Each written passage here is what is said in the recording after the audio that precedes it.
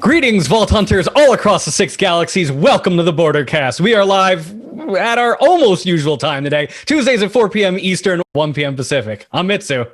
And I'm Tessica, bringing to you all things Borderlands every week. Welcome, you guys, and welcome to our new awesome teammates. We've got TweetyExpert, Depriesticles, PsychoticWolf. I almost screwed up Depriesticles' name. There's a question I'm like dying to ask him, but first we just want to say hi.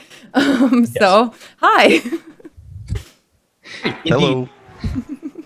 The team seems to be expanding faster than any of us can keep up with right now, and it's so good that we're actually going to have all three of you here. Depriesticles, see, I chat saying I was going to get it wrong. You were wrong, chat. And of course, that's lost on all of the audio-only people. I apologize for that one. But Wolf, Tweety, it's good to have both of you back as well. Heck. Yeah, same. Good to be back. You guys are all awesome. Thank you so much for being here. We appreciate it. Thank you so much for being on our amazing, crazy team of crazy and awesome things. We love having you guys. So we have all the things to talk about. Loot Monster Mayhem is still going on. That's until Thursday. And the next event, I'm so sorry, I totally had this open and I totally don't anymore. Does anyone remember? Isn't it not? Yeah. So Guardian Takedown is out right now, as we all know. The event going on right now is, of course, Monster Mayhem. Thursday at noon Eastern time will begin Show Me the Iridium, which is something I'm actually looking forward to talking with everybody here on the panel, because now we have much better Iridium syncs. So I can't wait to talk with all of you about what you plan on using your Iridium on. But before we get into all that, as always, I wanted to take a second to thank all of our listeners on iTunes, Spotify, Stitcher, and those watching live on Twitch, YouTube, Facebook, Steam, or later on the VOD on YouTube. And if you are enjoying the program, we would love for you to give us a big ol' like, follow, or favorite, because if I don't say this, the executive producer of the show will glare at me very harshly. And honestly, I'm kind of a sensitive boy. So yes, we have a ton out right now. The Legendary Collection, which I will be playing as I return stateside as of tomorrow. Unfortunately, I will of course miss my wife, but it is time to get back to reality, as they like to say, and get back to work, because there's a lot to come. But we'll talk about at the end of the show, maybe, possibly, maybe just a little bit, tiny bit. So stay tuned. Yeah. So let's get right into it. I did not have a chance to play Borderlands this week. We had a big thing. That's right. I can't talk about it until the end. But Tess and I did a thing last week. Can't say what it is yet. But that preempted one of my shows. And the other one, unfortunately, I had a horrible allergy attack. So I literally had no chance to play Borderlands this week. So I'm relying on you guys. Tess, open the floor. What did you do this week in Borderlands? Well, so one of my very good friends and mods hasn't finished a bunch of the DLC yet, so we've been kind of like working through them on stream a little bit with her. And I was playing the Ultimate Vault Hunter build that Triple G, our other teammate, is going to be showcasing on Ultimate Vault Hunter this Thursday. So I've been playing that and really enjoying it. It's super fun. I blame Wolf over there and Triple G together for basically turning me into a Moze main. Like, I was all about Amara. I still love Amara. But I love my girl Moze, man. She's amazing. PsychoticWolf's build that he showcased on the last Ultimate Vault Hunter episode for her was incredible and so much fun to play. And I love it. So if you guys want to check that out, it's available on VODs. It's available on all the podcast services. The link to the build is there. Definitely make sure you try it, because that build is also super fun and crazy. The slam cannon. It's crazy. It's a total blast, literally. And this Thursday, make sure you check out Triple G's episode. But yeah, so I've been playing through the story, just kind of enjoying. Honestly, Borderlands is just like constant eye candy to me. So I'm just like, it's like I'm sitting here eating the most delicious candy for my brain, and it's wonderful, and I love it. So I've just been doing that. Oh, also, my other mod sent me a thing. Is that a Duck Maya? Yes. Oh my. I love it so much. So good. For those who are for those who are listening via the audio services that we put the show on, Tess from one of her mods was given a duck, like a rubber duck, that looks like Maya with the long hair, teal at the top, fades into the dark blue, and has her robe on, but it's a rubber duck. Is this becoming like a thing? Are there like rubber ducks becoming the next pop figures? Is that what I'm trying to gather? I mean, I think there's a few. So there's actually a few characters. There's a Lilith. I don't remember all of the other ones, but there's a bunch of these. I really love Maya, and I also I had a mod. One of my very first mods and my very first subscriber on Twitch from 6 years ago was like obsessed with ducks, and he was from Paris, and it was very sweet. He would post like cute pictures of ducks, and one time he sent me this giant box full of like rubber duckies that were all different things. Like one was a golf ball, another one was like a bee. Or a ladybug, or a cow, or an alien rubber ducky, and they're all different colors and they're cute. Like those, yeah, exactly. I have a whole. I collect rubber ducks. Actually, I have a whole bunch of them. These are just the most accessible ones. I have that same Maya as well as the rest of the Borderlands ones too. They're so cool, right? I love them. Triple G has Handsome Jack and he has Mordecai. Nice. What the heck? Nice. Cute. They're so cute. I think you can get these on, and somebody correct me if I'm wrong, but I'm pretty sure it's gearboxloot.com. I believe that's the website. But yeah, it's super, super, super, super cute. And I love them so much. And they're amazing. And this one is very special to me because I love Maya. She's my favorite character ever. And I need to do the cosplay again sometime soon. But yeah, that's what I've been up to. What about you guys? Depriesticles, you held up the ducks and you're the newest member of the team. So you are the one who has the floor now. What did you do in Borderlands this past week? Well, I was actually on vacation for the past 4 days over in Eastern Washington, so I didn't really play much Borderlands myself either. But beforehand, I was I'm a challenge runner mostly. I feel like I'm not really a build or science guy. I don't really dive into the depths of the Borderlands builds and everything like that very often. But I can tell you, as a challenge runner, I started a white rarity only one life Moze this past week, and the loot tinks that were everywhere, dropping all those legendaries that I didn't pick up for my challenge run. It was a little That's painful. What exactly are the parameters of this challenge run? Every piece of gear that I use is white rarity only. And then, really? Yeah, everything that I'm doing is white rarity only. And it's one life. One life, yeah. I mostly do one lives, and I've completed one lives in the past, and I've done a variety of other different challenge runs, also some allegiance runs and other things here and there. But I've started, now that I've gotten a couple of those under my belt, I started double stacking my challenges, and my last one was like a Jacob's only one life flak, and I got through TVHM on that one, but after that died in the first DLC, just shy of level 60, big rip, I posed the question to the rest of my chat, and they came up with the challenge for me. They said, we're going to pick 2 challenges. And what they decided on was a white rarity only one life Moze. Wow. And it's been crazy so far. It's tough to get through. I have one follow-up question. Guardian ranks, yay or nay? On my white rarity only one, I'm using them. But most of my challenges, I'm not. Nice. Man, that's crazy. I need a little bit of an edge for this one. Yeah. That makes me really, I've done one life runs in other games before, but I've never done one in Borderlands, and I actually really want to do one. So maybe I'll take some inspiration from you and I probably won't do 2 things at the same time, though. I wouldn't recommend it, not to start. Challenge run at the same time. Yeah. Yes. Yeah. Maybe eventually. So what about you, Tweety? You just moved, right? I moved back to college, so I had I only had Thursday off, but I played over the weekend, and I've started a sniper-only flak, because I haven't played flak. I can kind of see the last time I played a character by the level they are, because I don't really go back and forth between a lot of them.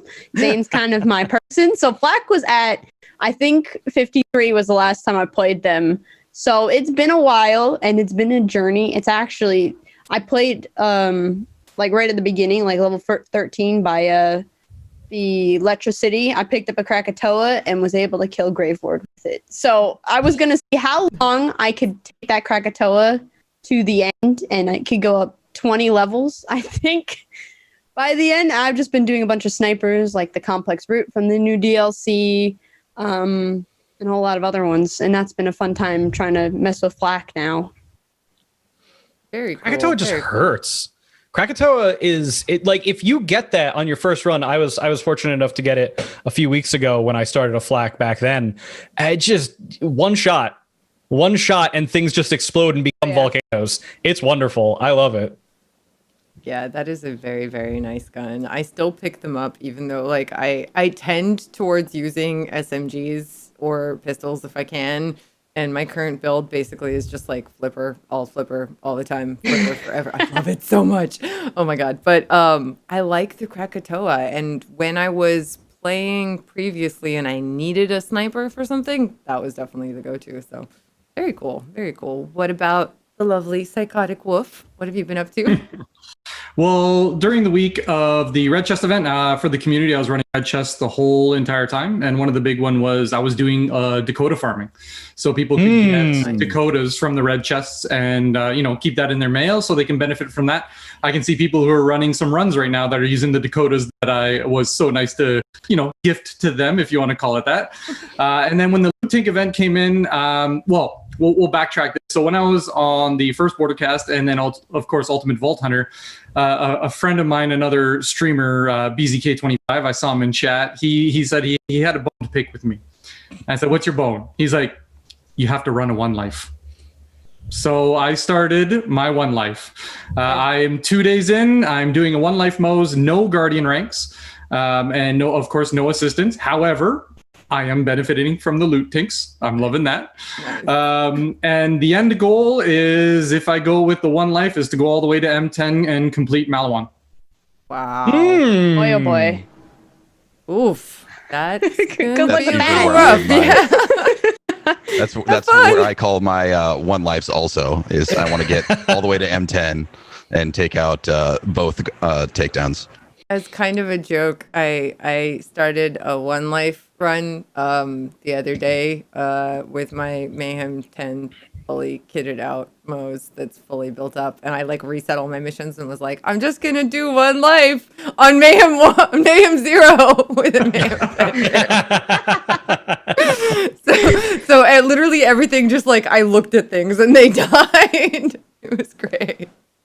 But yeah, I kind of want to do an actual one life sometime in the near future. You guys are a good inspiration.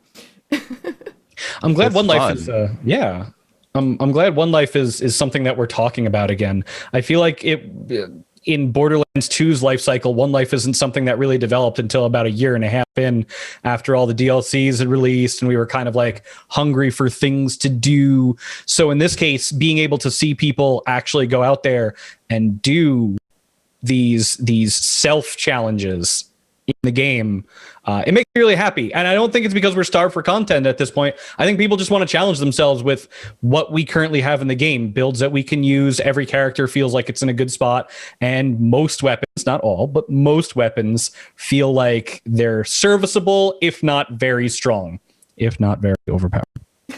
Nothing is OP. Everything is perfect. Do not touch anything, please. Thank you. Yeah. It does seem like the game is in a really good spot. People are just having lots of fun left and right. I actually know a bunch of people in my community that kind of like took a break for a while, just to play other things and whatever, and kind of wait for like the changes to settle down, and they've jumped back in and they're just having a blast, and it's really nice to see that. I like seeing people happy, so when people are happy with my favorite game, it's just like nice. I feel like with the new content wave, it brought a lot of people that took a break from the beginning of the releases. Brought a lot of people back in. It's been fun, like teaching them what's new and how different the world is now compared to at release. Things have changed in meaningful but comprehensive ways. Oh yeah. The DLCs layered on a whole bunch. A lot of the free updates have layered on a bunch, and then you also have to teach people about the takedowns, because that's added a layer that most people don't. If you're jumping back in, you probably don't even really know that it's there, because the takedowns, you find them in sanctuary, excuse me, and when you're looking for them, you might go to a DLC and you'll be like, oh wait, this is the new DLC, I'll just go do that instead. And you just forget about where the takedown is, because everything is centralized to the hub, and you can get so easily distracted by all the side quests that finally, once you've narrowed everything down, then you can go and do the takedowns. But if you don't know what it is specifically, you're probably going to be like, this sounds scary. But Even that's our job to kind of hold their hands and be like, it's not that scary. We promise you'll be good at this. Well, even recently, I'm getting a lot of new people coming in and people that are on the fence of actually purchasing the game. And they're like, how's the game? You know, how long have you been playing? I'm like, I've been playing since the game's released and I'm still here. So if you're on the fence, just buy it.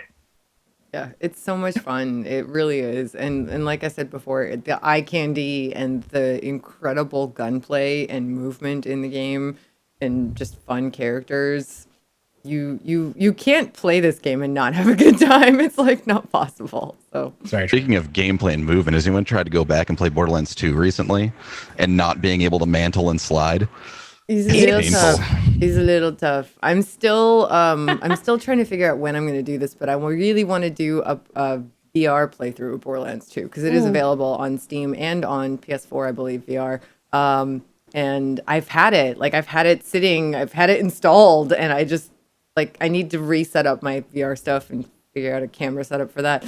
But I'm going to do it. Because I think in VR, it won't matter that it feels different. It's VR. Everything's going to feel different.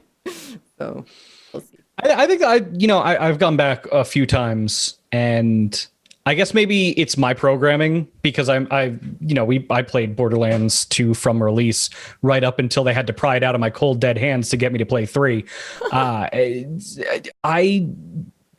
It feels like Borderlands 2. I know what I'm getting into. I know that there really aren't too many spaces where mantling and the extra movement options, sliding and all that stuff is great. But at the same time, the game wasn't designed with either of them in mind. And so I don't walk up to a place thinking I'm going to mantle on top of this because I know going into the game, it's kind of like, oh, well, I don't have to worry about any environments that would require me to have to do that. If I have to, that's me breaking the game because I want to throw a grenade at my feet and launch myself over it. That's a completely different situation. But that's just me. I know everybody's different. And I could understand going back to a previous iteration of a game and being like, oh, this kind of sucks. But it not in the bad way. Doesn't suck. No, it's just not in a bad way at all. It's just I'm used to it at this point, and then going back is like, oh, that's definitely not a thing in this game. Yeah, not the game, just the fact that you don't have that one movement option that you were that you're used to having in Borderlands 3 now. Yeah, the gunplay, honestly, in Borderlands 2 and 3, in my opinion, was pretty revolutionary for its time. You know. I have played a lot of other shooters, a lot of other shooters in the last 6 years.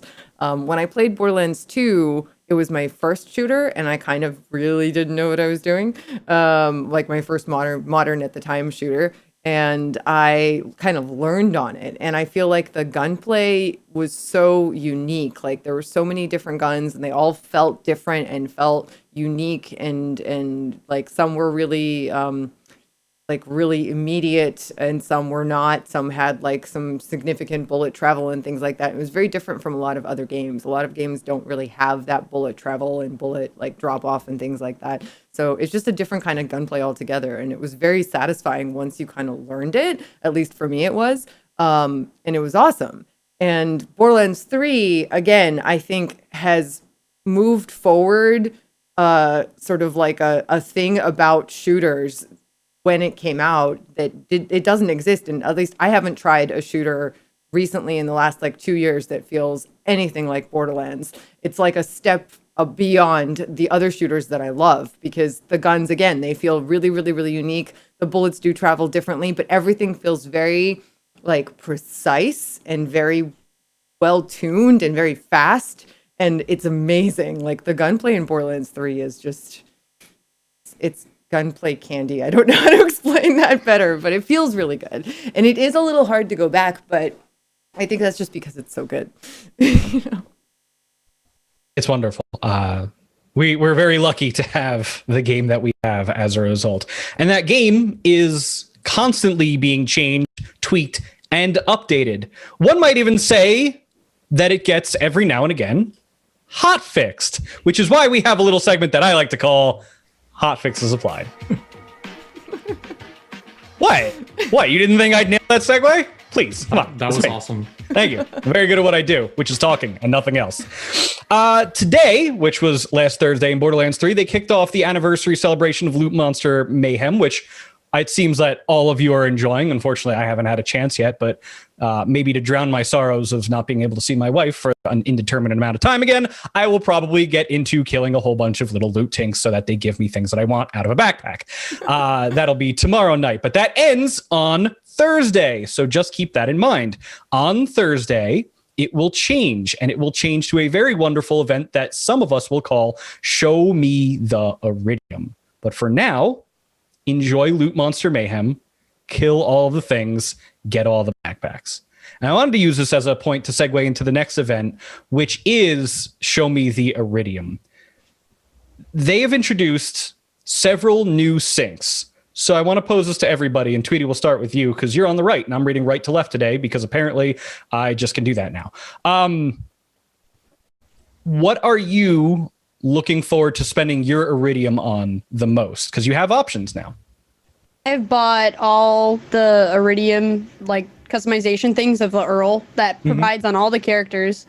So I've been using the guns during my challenge runs, the gun with the legendary the legendary mode thing. Yes. And it's been fun kind of just seeing what guns pop out, the ones that I'm not really intending on farming, but pop up and like, oh, I might as well use that instead of like what I was doing. Because I'm like, I wasn't really going for it. I wasn't going to go out of my way, but it's here now. I might as well just try it. So it's been interesting just like getting weapons and some that are not part of my challenge run I'll keep for later in other playthroughs and stuff too. Do you think that once you go out and farm this, you're going to just continue churning that Iridium out through the Iridium Fabricator for now? Like that's your main focus of where you want to spend everything? Probably, because it's either right now it's you can go and you can use that gun, or you can let it sit or do like lottery. Besides that, I don't know of another spot where you can really spend it as much, but I just have been using the gun pretty much. That could be a fun stream. Where if you spend, let's say you told chat you were going to stream for 6 hours. You spend 5.5 of those hours just farming up all the Iridium. And in the last half hour of that stream, all you did was use all of it by using the Iridium Fabricator's legendary mode and just fired out legendaries just to see what you got. I was thinking of starting a playthrough just with the gun because it doesn't have a level cap on it. I don't know if it does because it's not sure. But I would have it where every level I level up, I get one shot at the gun, and whatever that is, I get to use those guns at that time, and then I have to pew out more guns the next level. I like that. That's a clever challenge where you just have to use whatever the gun gives you. Yeah, I gotta use what I gotta use. Depriesticles, which I almost want to start calling you DP, but I'm not sure how we feel about that. Go for it. What would you like to spend your Iridium most on? What are you most looking forward to dropping the purple bars on? I haven't gotten all my customizations yet. So going to Earl and just taking, one of each character and getting all of those customizations just to have them unlocked, I think I'm most looking forward to that. And then obviously I haven't even tried out the new gun mode. I haven't tried out the legendary mode at all. Oh, it's great. I'm kind of excited to just fire that thing out for some indeterminate amount of time and just see what kind of neat things drop out of the end of that. Nice. Very nice. You should, on your first playthrough through, even starting a fresh character, I did this the other week, we were talking about it, you should have enough Iridium by the time you get to Typhon de Leon when he gives you the Iridium Fabricator, that you should be able to use the legendary mode at least once. So if you just save all of your stuff, more likely than not, you'll have at least 250 and just pop it out and see what happens. Throw the try. More. Yeah. You might have 500 if you do lots of side quests and other things like that. Yeah, you probably could rack it up real heavy. Or if you farm a boss, right? If you're going behind on levels and you're farming a boss, you're getting Iridium every kill. Yeah, that's. I don't know. There you go. Yeah. I don't know if I would do it that way though. I could see people farming a boss to do that, but my usual detour is a DLC. I think it's much better and easier on the psyche for you to go through a story and level up that way. Maybe that's my programming from years of playing video games where it was always do story quests. That's how you get levels. The only exception was EverQuest, where it was just go out into the world, kill beetles, and you level up. Good luck. There's no point to this. Have fun.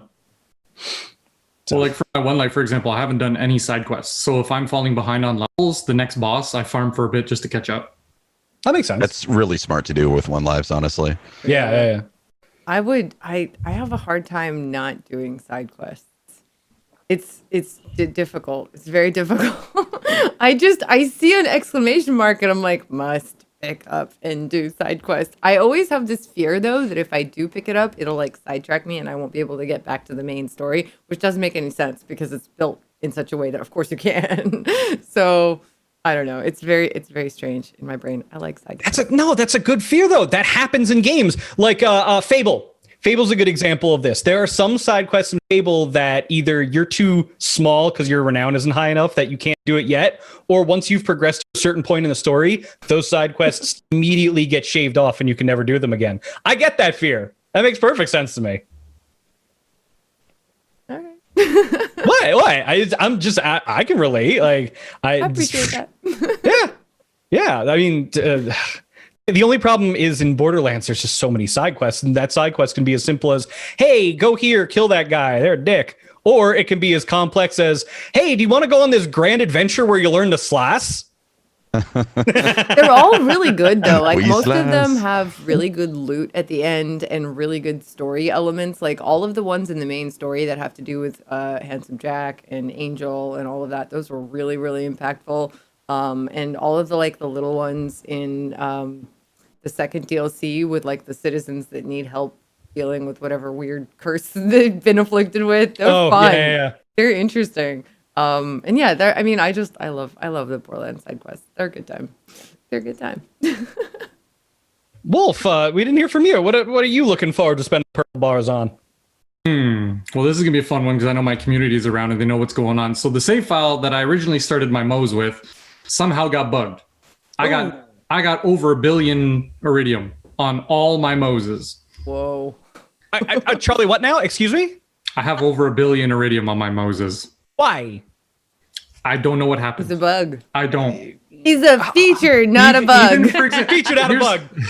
Here's another feature that I got. I don't know how it happened during one of the updates when they did Guardian ranks. All of a sudden, I got 15% weapon damage. I didn't put any points in it. Wow. So actually right now, so when it comes to the Iridium and the gun, I find personally, I have ethics, I guess. I don't want to use it because it feels like I'm cheating a little bit. However, the gun does still spit out. I can get M10 quest item, like the rewards from quests. And I wouldn't mind actually grabbing some of those, trying them out, seeing if I can come up with a new idea on a new build that utilizes maybe a blue shield or a blue gun or a grenade or something like that to make it unique. Because then people can be like, oh my God, how did you think of that? Because it's available. That's cool. That's a cool idea too. I like it. The mind of a builder right there. Yeah, that's not me. It never ends.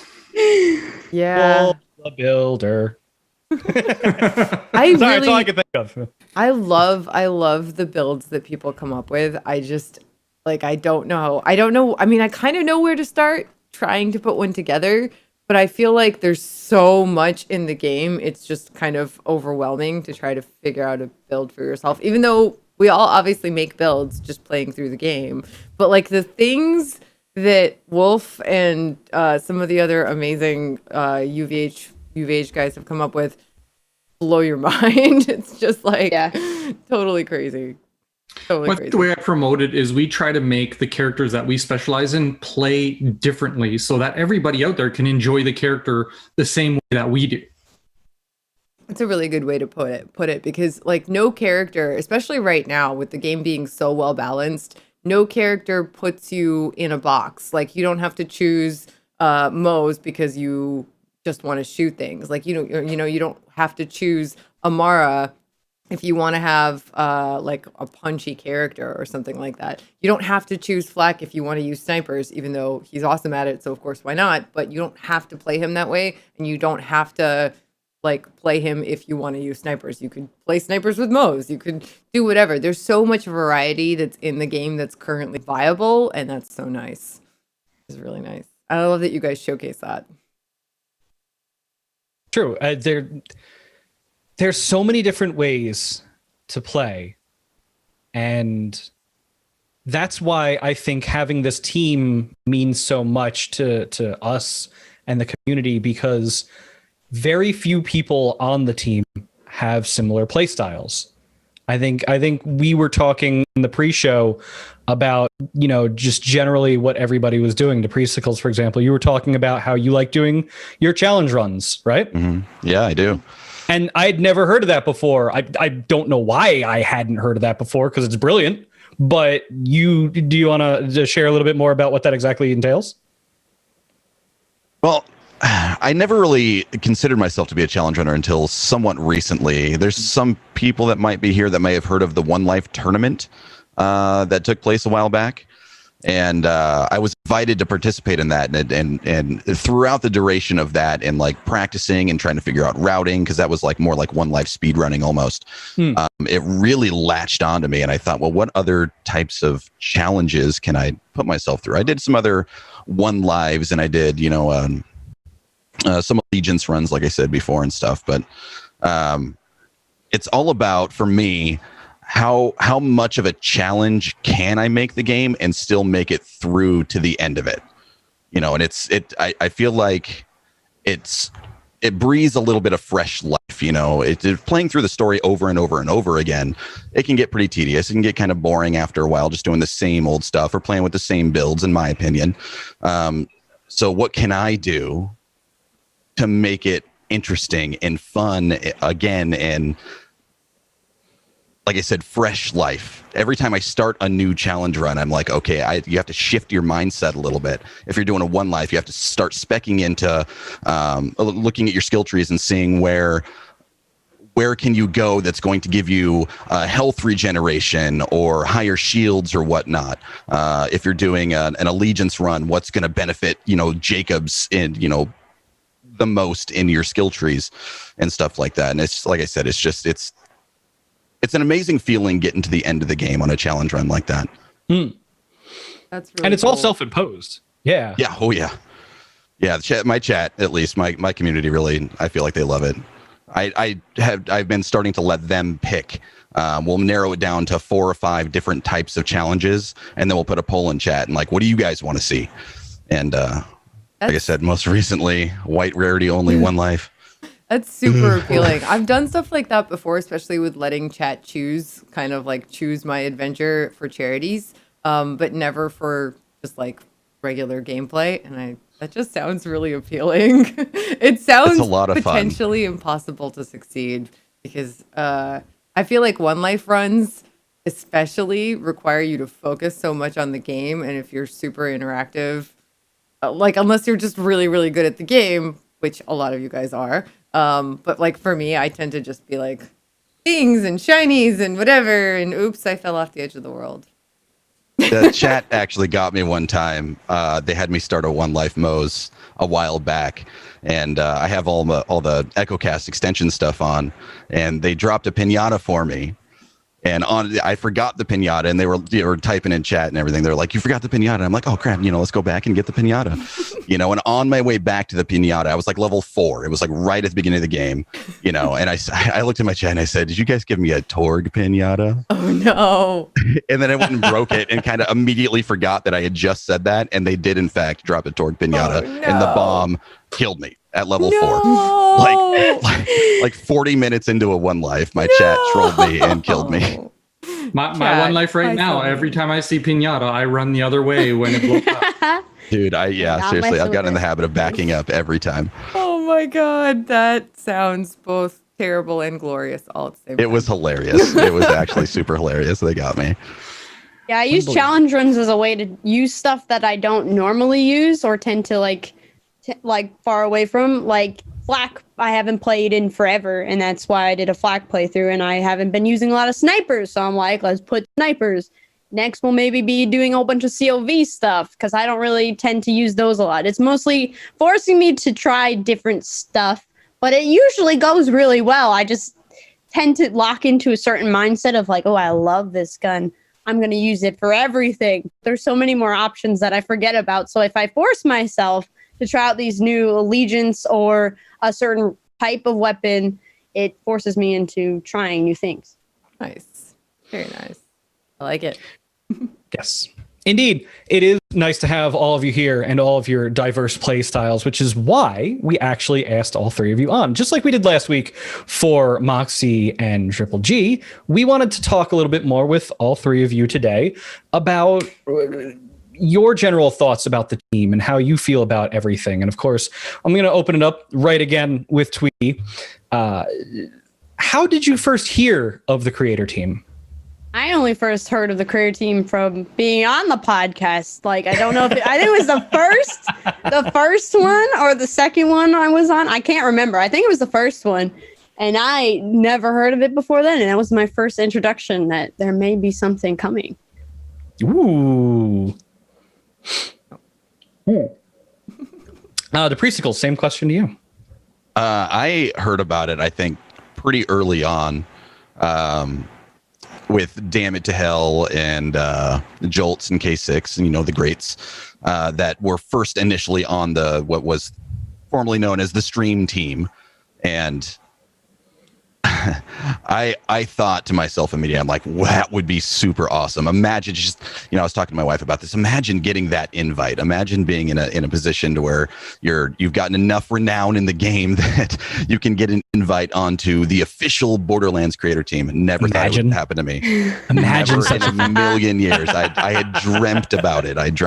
And it's honestly it's such a giant honor. And when I was asked to join the team, I was an emotional roller coaster, and I was just all over the place, over the moon.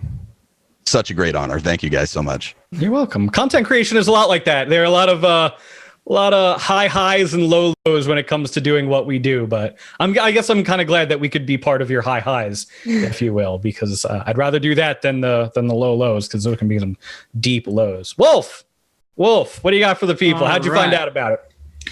I found out about the original Stream Team with Moxie, when he was growing in the ranks of the Borderlands. He's like, I want to be part of the Stream Team. And I'm like, what is this team that he refers to? So did a little bit of research, found who was part of that Stream Team. And when I started my stream, one of my goals was to be part of that team. Now, I mentioned a few times in previous podcasts, the way that I've built my stream is I know where my end goal is or where I'm going with it, and I write down individual tasks or completions or things that I want to complete within that time to get her done. And Stream Team was, so I wrote this list, I'm looking at it right now. I wrote it on June 1st, 2020, and I said from a year now, I'm going to be part of the Stream Team, and lo and behold, it went a little bit quicker. So the only question is where do you go from there? Question. Oh, dude, there's plenty of items that don't have check marks that I've still got to work on. Not yet. Soon. Not yet. So you sort of already answered this, Wolf, but to Tweety and Depriesticles, Depriesticles also sort of already answered this. Did you make it a goal of yours to join right from the start? Like to make sure that you were on the team? Did you do anything special? I mean, I've been in the Borderlands community for a long time. I came from Tails, which is a complete other direction than anyone else really comes from. I started with Tails. I'm like, ooh, I like the shiny beams. Those are cool. Let's play Borderlands too. And that's how it all started. And then I was just going through Tiny Tina DLC. I remember it very vividly. And then K6 read it. Who was K6? I had no idea at the time. Zero clue. And then I just was in the Borderlands community. I felt the love that was the entire Borderlands community and stayed for 2 years, pretty much up to the day until Borderlands 3 came out. So I was just, it was of course a goal, and it was nothing I can do specifically to kind of work on it. It was just like building my community, but like making sure my content's good and just feeling the love of the community because it's absolutely crazy. So I just kind of kept playing the game because I love doing that, and the community is a big plus to it as well. Very cool. Very cool. What does being a member of the Creator Team mean to you guys? And it's a question to all of you. Let's start with Depriesticles. You sort of said a little bit, but expand on it.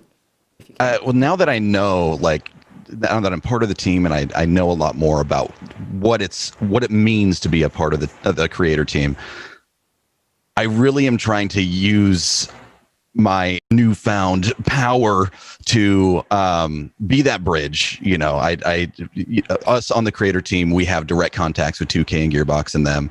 And I've posed the question to several different people.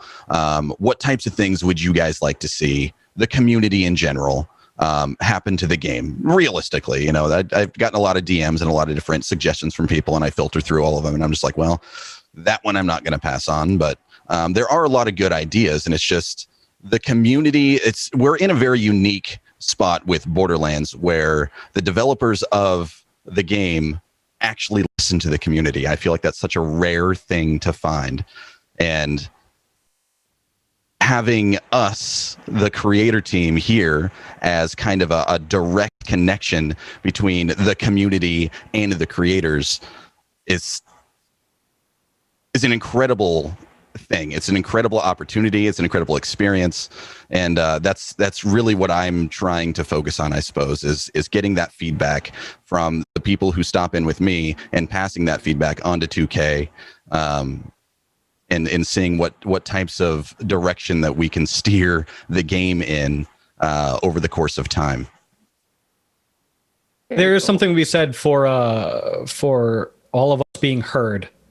You know, maybe it's not something we're always being. They make us feel like they're at least taking into consideration everything that we have provided in terms of feedback. Whether or not it actually is acted upon or feasibly can be acted upon, that's a completely different conversation. However, they've never said that's a bad idea, as far as I can tell. And I have seen in my time here, because a lot of you have joined the team since I've been here, so I check when I can, I'll put it that way. But there are lists, pages and pages and pages and pages and pages and pages and pages and pages and pages and pages and pages of feedback from all of the new members on the team. You guys did not waste any time jumping right in and saying, here's what we love, here's what we think needs work, here are some solutions. Solutions, that's what I really like about you guys. You provide solutions and alternative ideas. You're not just going out there and shouting to just like shout into the void. You're saying, we see something wrong. Here's a way that you could potentially fix it. And whether or not they can take us up on that, we don't know. But at least it's out there in our minds, and they feel like the feedback we're giving them is valuable. And that comes from all of you on the team. And that comes from everybody who contributes to our communities as well, because a lot of those ideas do filter up. And that's the way we like it. So, yeah. I think you guys do a great job with it. Agreed, 100%. It's really amazing, I think, as a player of the game, to kind of provide a thought, or like be able to speak your thought, or be able to, like Depriesticles said, bridge like the thoughts of your community to the devs and back to. It's really, really incredible, because like we're fortunate that we get to, you know, sort of have a window into the process a little bit of the game. And we can answer questions, and we can explain things that aren't necessarily obvious about the game. And that's been really cool to sort of be able to talk to the community about that. But definitely there's so many ideas from so many amazing content creators and players out there. And being able to pass those on and seeing those ideas implemented in the game, because a ton of stuff has been implemented, a ton of the suggestions, and seeing that actually come to fruition is so cool. Incredible. I think we passed over Wolf. What does being a member of the creator team mean to you, bud? You know, being a programmer, you know, I kind of have a techno background when it comes to stuff. I think helping the community pass along information to 2K and the devs to make this game the best it can possibly be, because let's be honest, I've been playing this game since September. I love this game. There's no ifs, ands, or buts about this. I love this game. And I want this game to thrive. I want it to keep going. We're not done here. I want this to keep going. So I want to kind of be like Priest said, was kind of be like that middleman, but also translate it into something that maybe, let's be honest, everyone reads Reddit and stuff like that. That's not really constructive criticism. It's a lot of hate. If we can take that information, bring it in, and turn it into something constructive and give it to the developers, then they can read it and go, oh, this makes sense. Or maybe something they didn't realize. And, at least we're kind of that bridge that can really help out. And again, push this game to become even better than it already is today. You said something fascinating there, and that you mentioned Reddit, and Reddit can sometimes be a little tough to digest. I'll put it that way. But at the same time, wherever I've gone on the internet, a forum, Reddit, other areas of the internet, you can guess where, I've always found that even though they approach the criticisms that they're giving very heavy-handedly, there are a lot of passionate people still there giving feedback. And that feedback, if you could extrapolate all of the curse words and the directed vitriol, you can still find legitimate criticisms in that. And I think that that's another thing that we have a unique opportunity of doing is, we can like take that punch to the face and then be like, wait, that kind of did make sense. It came from a really like ugly spot, but it's not necessarily wrong. Like that's a good idea. It's just, I wish you could have construed that sentence better without it being so antagonistic. I think the way that I say it is remove emotion from anything. If you can remove emotion from that and you talk about it as a logical standpoint, it's going to come out constructive. The moment you're very passionate and emotional in this, that's when, you can get nasty. Yeah. And I think and we also always have to remember there's human beings at the other end. Talk to them like a human being and they'll listen. Yeah. And there may be things you don't understand about how things work with the game, with the process, with everything, you know what I mean? And one thing that's really important to note is in terms of all developers out there right now, like everybody's working from home, which seems like it would be easier if you're a developer, but it's not necessarily, because people don't have we as streamers set up our like work from home spaces to be comfortable and like powerful and etc. So we can do a lot of things. But like most normal people that go to a place to do their job, their space where they do all of their stuff is at work, right? And they're stuck at home, so they're having to like be at their, kitchen island. Like some like Moxie right now are having to do this while working from home. But God, that's right, he is. Yeah, but like that's not necessarily. I've actually had to do that because I had a like back issue at one point, and it's hard to do that because you don't have comforts, you don't have necessarily the right equipment to be able to do all the same things. Like maybe your computer's not as powerful, maybe your computers aren't networked together so you can just like easily send something to another developer to have them like take a look at it. Sending data over the internet can be slow depending on your internet. Like it's just everything is really, really difficult, and more difficult, I think, can be more difficult if you don't have it all kind of prepared and built in to be able to accommodate that. So I just think people need to kind of realize that, and some people do, and it's really cool. But they're like moving mountains, these developers, I feel like, to make things happen that are really incredible for us with this game and with these, the DLCs that have happened and these events that are happening and like just everything. And it's really incredible to sort of know that and to see the results despite everything that's going on in the world. I think so too. And looking at that, let's think a little bit more about the team in general. I'll start with Wolf. We're gonna go now left to right again. Wolf, what do you specifically look forward to accomplishing as part of the team? I want to bring more diversity. Us builders, we do a lot of work and bringing in new things and creating brand new builds and bringing diversity to the game, I believe will actually help people retain and stay in this game, or give them a goal to farm and get the gear that we're going. And again, I think I said it earlier, part of that is also making the game greater. There it is. Say that 10 times fast, right? Oh, thank you. So that's my end goal is, keep going with what we're doing, make this game even better and more diversity. And I think we're in a really good place. Cool. Depriesticles, to you. Wolf touched on something there that is brilliant, is the longevity of the game. having, like I said, having us as the bridge between the viewers or the players and the devs, and we can relay those messages. I feel like we can get the game into a spot to where, I mean, it's impossible to make everybody happy, obviously, but the overwhelming majority of people happy, and find that end game replayability and something like that to be able to keep people interested in the game for longer than they might have in other circumstances. If that makes sense. No, it makes perfect sense. It from a content creator's perspective, that's just, finding new ways to reinvigorate the game long after it had finished being supported. Again, we think back to Borderlands 2. We kept Borderlands 2 fresh for so long with the challenge runs back then, allegiance runs, hide and seek, one life modes, all of that fed into just people coming back day after day, long after that game, for all intents and purposes, based on general content cycles, should have died, but it just refused to because it was that good. And part of it was all of you who took part in watching all the crazy things that we all did. Tweety, to you.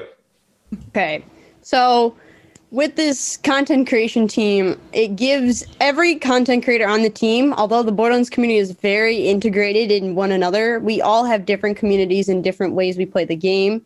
Like, Wolf is a builder. I don't do that. I do challenge runs. I'm not trying to be the best possible, like kill the bosses as fast as I can, like try to time like Jolts does. Like everyone plays differently. So with each person that gets added to the content creation team, you get different parts of feedback, whether it be the try to make things more diverse for builders and have other people play that way, or the more relaxed players that want to do challenge runs or just want to take their time through the game or do side quests or focus on the DLC. So each creator that gets added brings another part of knowledge to the game because they play it a different way, and their community also tends to be more towards their play style as well. That's why all of our communities are kind of different in our own way. So my side, I want to bring my 2 cents of like, I'm not as hardcore as some people here, but I still enjoy the same game and we all loot and shoot the same way. That's like the base of the game. But although I just want to kind of bring in the people that may not play as hardcore, but just still want to have a bunch of fun with it. Yeah, there's a lot of more casual players. A lot. And I'm among them with you. Like I sometimes I tend towards the hardcore side, sometimes I tend towards the casual side. But it's a game you can relax with, which is really, really, really nice. And having that voice is really cool. Tweety, you make it sound so inclusive. Do you think there's room in this community for a scotch drinking hack who sings K-pop and talks like Kermit the Frog? Do you think there's room? I think there's room. Okay, maybe there is a chance for me yet. We each have our own knowledge of the game of how we want to go, and if they can integrate just parts of it, I think people from each type of group and how they play will be happy with it. Very well said. I agree, 100%. Yeah. Speaking of new voices coming to the team, if there was one content creator in particular you guys would like to shout out that you think would be a good fit on the team, okay, we're listening, and everybody at Gearbox and 2K is listening. So please, your recommendations. One, you only get one though. Tweety. I'm starting. Yeah. One person that's kind of been with me and like we've kind of supported each other throughout Borderlands 3 is Darkest Dame. She's absolutely lovely, fantastic. We support each other through it. Like the girls kind of have to stay together. It's not as many girls, but I mean, there's still a lot of them out there. And the more we support each other, the more we kind of can keep going forward and make it more diverse. She's like the Daria of our community, and I love that show. Yeah, she's amazing. Very cool. Very cool. I have to check her out. I have like a list of people I need to check out, and it's getting longer, and it's really nice to see that. So I'm working my way through it slowly. Same question, Depriesticles. One, please. Yeah. I know it's Actually, hard. I know thought it's about this hard. really, It's so hard. really hard because there are so many amazing content creators out there. You can tell us more later. I promise. Yeah. If I was to narrow it down to one, I got to say there's a guy who's stuck with me through since like my Borderlands 2 days. I started streaming with Borderlands 2 and I've been in the Borderlands community ever since, and he's helped me a lot. And a fellow affiliate, another as the smallest member on the creator team, you know, it'd be nice to have somebody else maybe along in my side of the ranks, and that is BZK25. He's a phenomenal friend to me. I think he's a great content creator, a fellow challenge runner, and I think he could bring a lot to the table. Heard the name around a lot. When I return to the lower 48, I fully intend on checking him out. I have a lot of other things that I need to get done in terms of recommendations. I've only had a limited amount of time here because, no offense, everybody, I really want to see my wife. So when I get back, I'm going to make good on a lot of my promises to check people's content out more, and he is definitely on my list. So yeah, that's a really good one. And now we come to Wolf. Wolf, you only get one. It's so hard. I was going to say, Mitsu was talking to me, I think, earlier. Oh, I was giving you the Robert De Niro in Meet the Parents. So basically, we had a talk. I have two names that I want to say, but I'm only going to pick one. And I think one of the vital, and I think one of the important people that we would need on our team is somebody who can represent the consoles. And the one person that I want to name out there, his name is Hacks Z, and the A is a 4, and it's ZZHD. So what he does actually is part of his stream. Like, so Borderlands has actually helped him through his life in a very hard time of his life. And what he's dedicated his stream to do a lot nowadays is to provide a service to the PlayStation community and be able to give them the meta builds that us builders create. Because farming bosses on consoles and doing all that stuff, you know, loading times that they deal with, crashes that they deal with, like he deals with that every single day. So I believe that his voice, part of the content creator team, would be great for us to understand what our console community is having to deal with on a day-to-day basis. I think it's a great choice. It's a very good point. We really don't. You're right. There are very few people who are dedicated to consoles, and it's for no other reason than the honest truth is it's a lot easier for the most part to stream off of a PC. And it's no knock against consoles. I have absolutely no problem what you play on. It's just generally speaking for a content creator, it is easier unless you have a good capture card to just play and work off of either one or two PCs. The results just wind up being a lot easier for you to manage. But to have somebody who's representative of a console would be lovely. Absolutely lovely. Agreed. Definitely. No. So, it wasn't this past weekend, but I believe the weekend before, Tweety, you streamed on the Borderlands channel, didn't you? Yeah. How was that? It was a journey. It was kind of fun though, seeing people that I may have not seen in my channel per se, but like still have the same interests of Borderlands 3 at heart and talking to those, and it was an experience playing through it and having kind of the extra chat to kind of manage and talk to. It was a good time. Hmm. Very, very cool. Yeah. Would Depriesticles and PsychoticWolf, would you guys want to do that, stream on the Borderlands channel at some point? I did. Oh, you did? I did. Yeah, I did. Cool. I must have missed that one. I apologize. Yeah, when was No, that? it's good. It was the day after Tweety. Oh, awesome. I did it. It was this Tweety. You were Saturday, I think, and I was Sunday, right after Thick Fillet. Very cool. I gotta say that was probably one of the most nerve-wracking experiences that I've had to deal with in a long time. It was amazing. It felt really great. Thick started my stream off with his enormous community raid. So it started off really strong, and I felt really good. And Tweety, you're right. Managing two chats was kind of a hoot. The time. That was wild. But it went smoother than I thought it was going to be. I think we get too nervous of those things, but people still love us anyway, you know? yeah. You're you, and you guys are amazing. And I think we're all guilty of this. I still get nervous before every single Bordercast, before every single anything, every time. And it's hard not to be, but like, the community is honestly so supportive. Like you guys, like you just mentioned, Thick Fillet, who's another wonderful member of the team, coming in to bring his community, and just like everybody is so supportive in the Borderlands directory. Streamers are supportive of other streamers, viewers are supportive of all the streamers, and it's just amazing to see that and have that be the case. And it's, people love you guys because you're awesome, so it doesn't matter what channel you stream on. Right? So Wolf, you're the only one that hasn't had the opportunity. I'm the only one that hasn't, and my body temperature is already rising just thinking about it, but I'm also excited to do so. Cool. Very cool. The only fun part is I'm like, okay, what am I going to do? Oh, no. I do believe it is in everybody's cards at some point to be featured on the channel. And I'm very thankful that this is something that we're doing, because utilizing the channel for that purpose, I don't really think that there are too many other developers or publishers who do it on a consistent basis. They might have occasionally somebody featured once or twice, maybe, and that's it. But this is like a long-term committed effort to bring on people and say, these are the people, we're going to have them on this official channel with all of this official branding and outreach. Here you go, have fun. And I think it's great. It really nice. is very unique, very, very unique.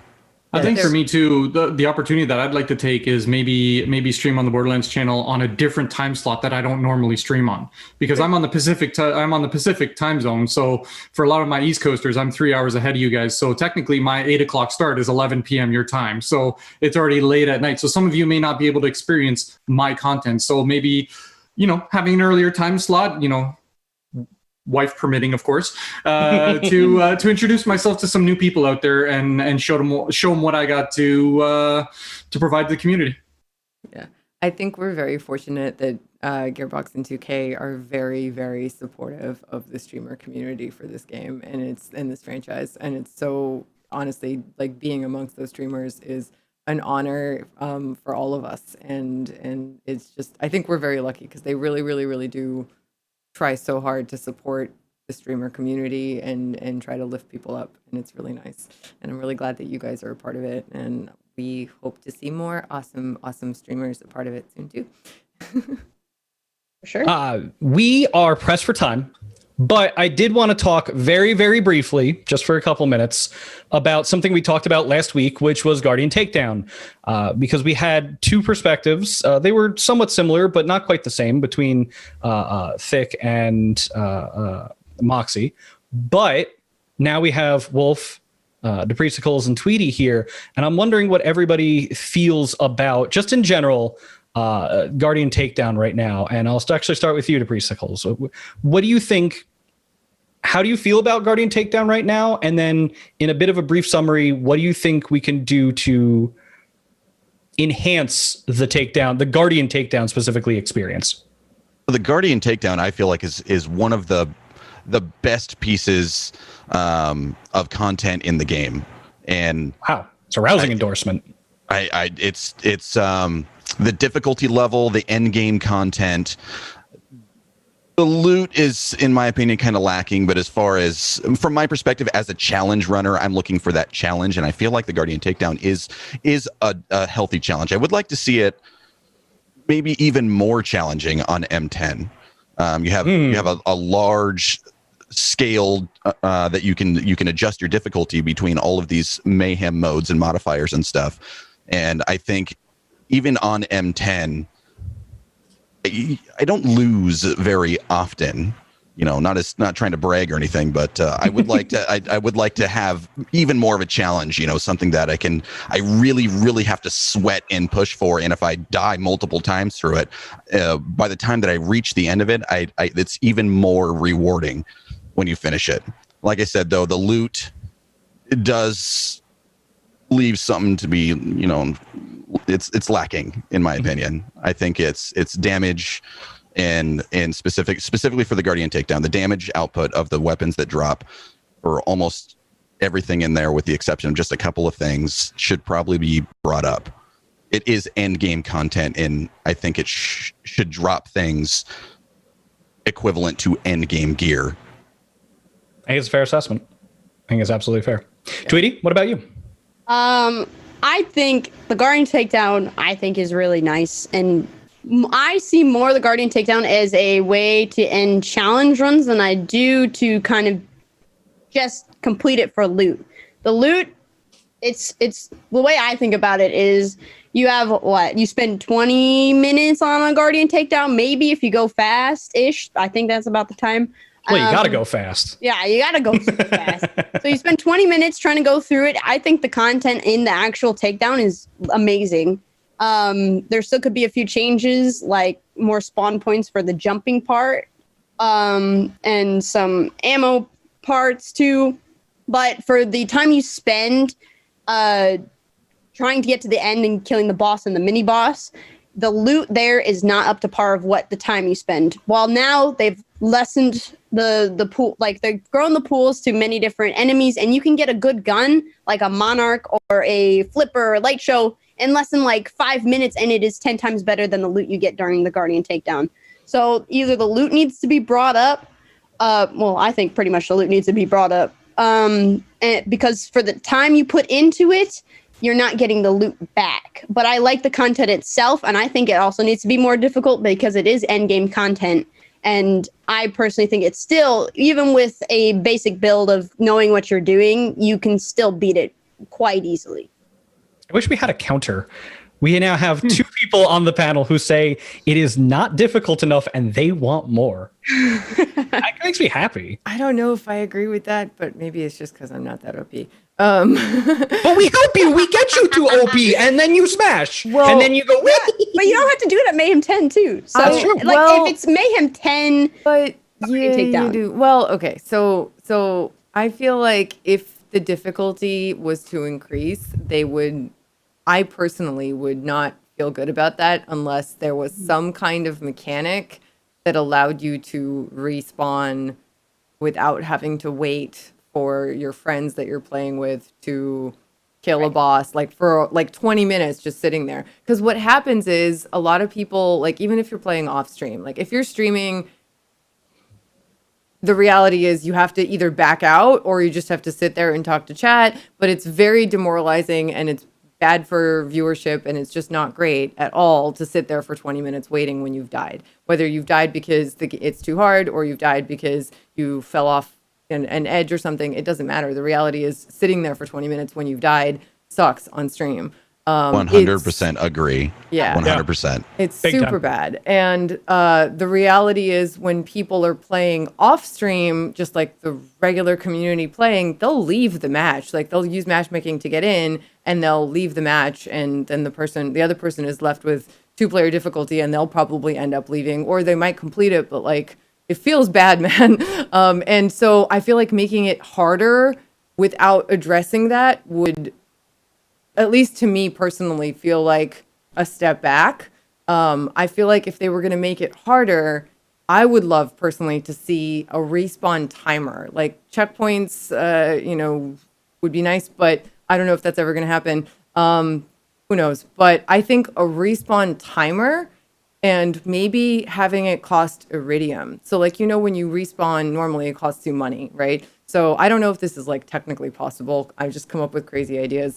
But I would love to see a timer for respawn that's like you can even make it long, make it 1.5 minutes, make it 2 minutes, make it 3 minutes, whatever it is, so that your partners are fighting without you and trying to survive without your help for a significantly painful amount of time, but not so painful that your community starts dwindling because they're like, we don't really want to watch you not play, or people just leave the match. Make it like 2 minutes and then make it cost Iridium, because then that gives you another really effective, in my opinion, Iridium sync. I think that would be really cool. I think we do need more things to spend Iridium on, and the countdown timer for something like that. You talked about that last week, and I thought that was a brilliant idea. That's a phenomenal idea on both of those counts. I really like that a lot. Since we have like so many people that are going like difficult, and what if we had we have already the scaled mode, but what if there was another mode that could bring it to the other level, that the hardcore or like the people that have the builds down and want even more loot? What if there's like a secondary mode? Maybe it wouldn't have, like, for the mode we have now, when there's like nothing changed, it could still have you could add the respawns, you could add more of the the quality of life stuff, but if we had another mode that then would boost even the loot even more and had no respawns and made it more difficult, but had the loot rewards be upped even more than they are now, I feel like could have a both equal time of solving the problem of people that still want it to be kind of a more friendly for everybody, and then the people that want to go even harder into the Guardian Takedown and use it as a way more difficult part of end game content. So you have normal scaling mode. Yeah, because you True have takedown 4 mode. players, like Right. you can't get any more difficult than that right now. Yeah. So normal, true takedown mode. So that means ultimate takedown mode is the something next like that. iteration. Yeah. There it is. Can I propose one? Sure. Psychotic. Absolutely. Ah! That's good. Actually. There it is. I knew it was Yeah, coming. just a way to kind of balance, since there's people on both sides of the fence of like more difficult or easier quality of life. You could have more quality of life to the content we have now, but then add a secondary layer of even way more difficult content. Yeah, I think there should be a difficulty slider, like a health and armor that too. slider, or how much damage they do to you slider. Again, all of this stuff is like, it would be really cool. Is it actually technically possible? I have no idea. But it would be really cool if there was like, I do think the respawn thing should go everywhere. Like, I would be really sad if there was a difficulty slider mode, but it didn't have the like pay for respawn or respawn timer or whatever thing, because then I could never do it, and I'd be really sad. Because it really is like, especially streaming. If you're like, I just do the takedowns solo. That's the only way I do the takedowns most of the time. Because what happens when I play with others is I get distracted by a cat or chat, either or, and then I die. And Anything that rhymes with either. yeah. Yeah.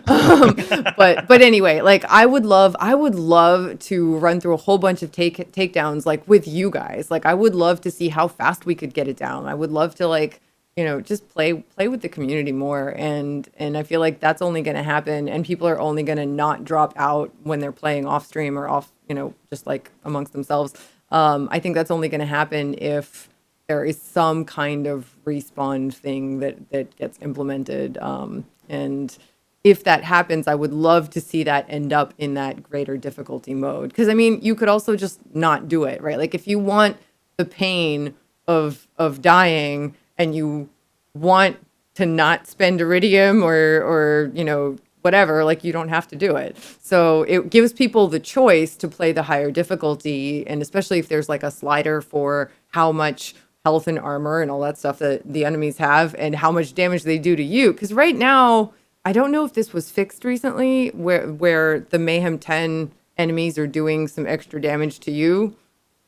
I'm not sure. I don't believe that hasn't been addressed yet. I don't think that's going. been addressed yet. Yeah. I feel like that's probably going to be a big boy patch kind of Yeah, situation. probably, because that seems like a complicated thing. Some people like it.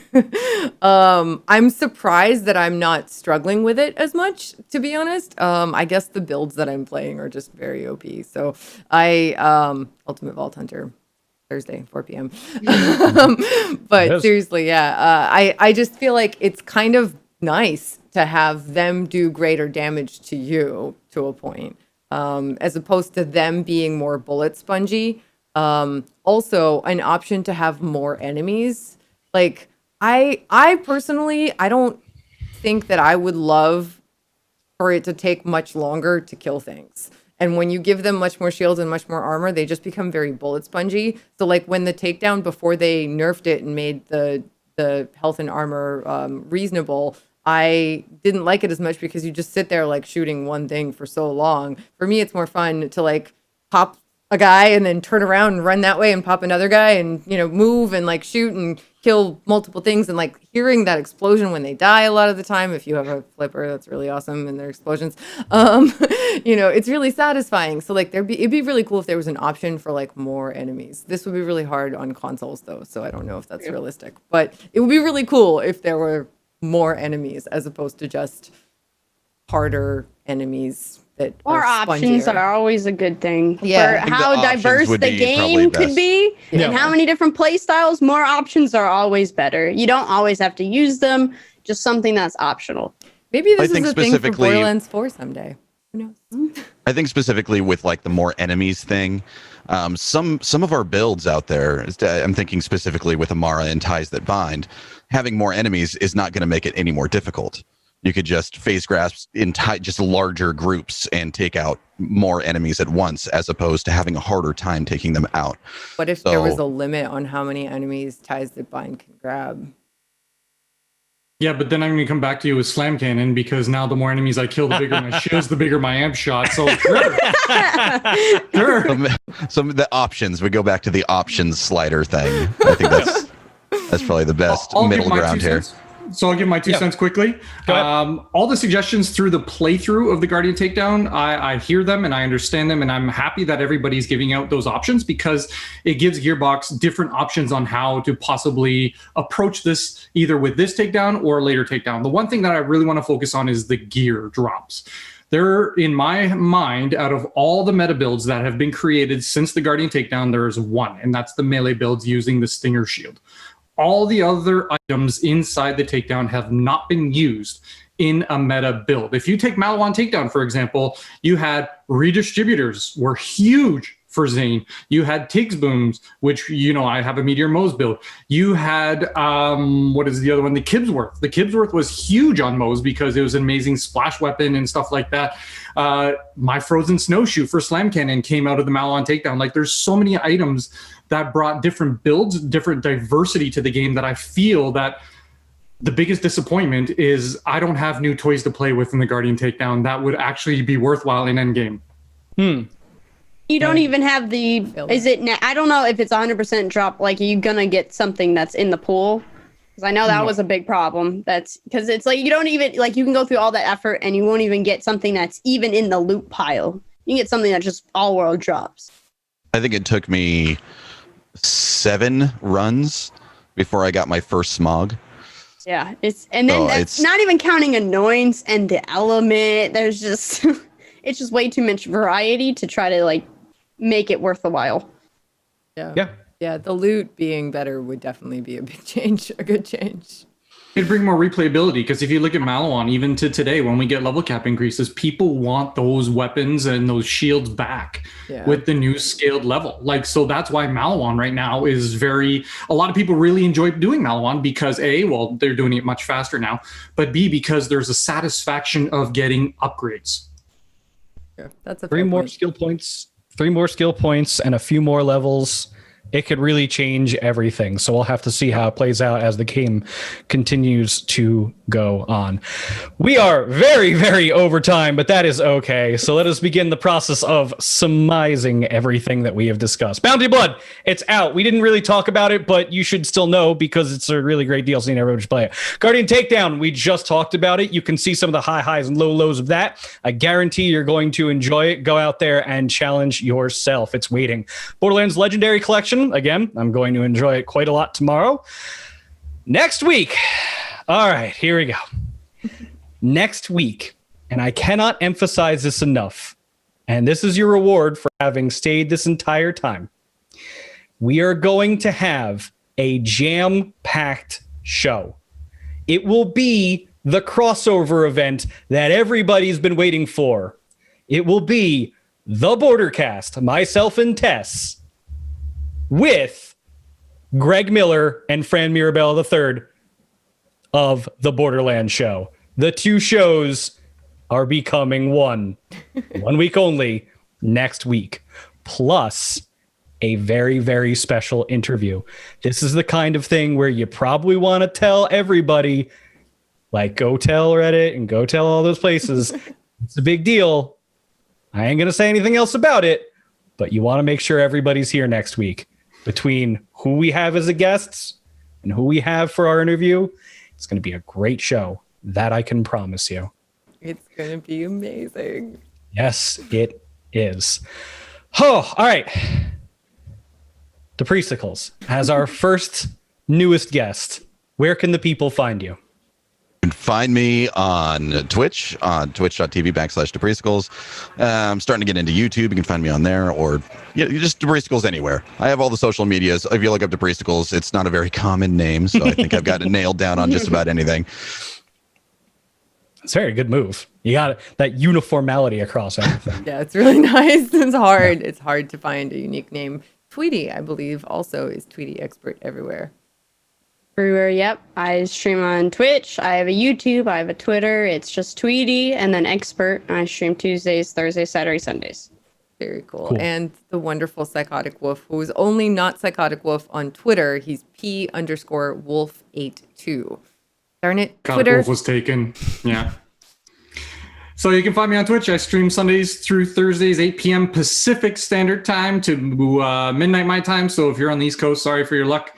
And yeah, you can find me on YouTube. But the best way to find it is come to my stream, type !YouTube, because I don't have a custom link. So it's easier. The easiest way is that way. Very, very cool. Tess, what about you? Where can I find you? Tessichka on Twitch. It's just Tessa, CHKA.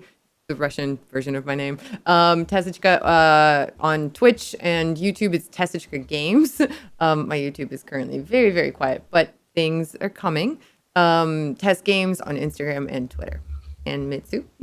Of course, as always, it's me, twitch.tv/Mitsu, twitter.com/MITSUSHOW, Mitsu Show, MITSUSHOW.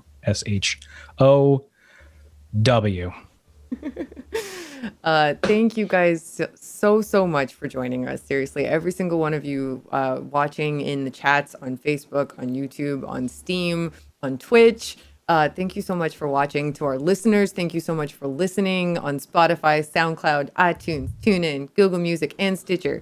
Thank you, you guys. You can definitely check out all the streamers. All their information is going to be posted in the description of the podcast episode. Make sure you check them all out and go say hi. And we are here every Tuesday, including next Tuesday, a very special Tuesday, at 4 p.m. Eastern, 1 p.m. Pacific.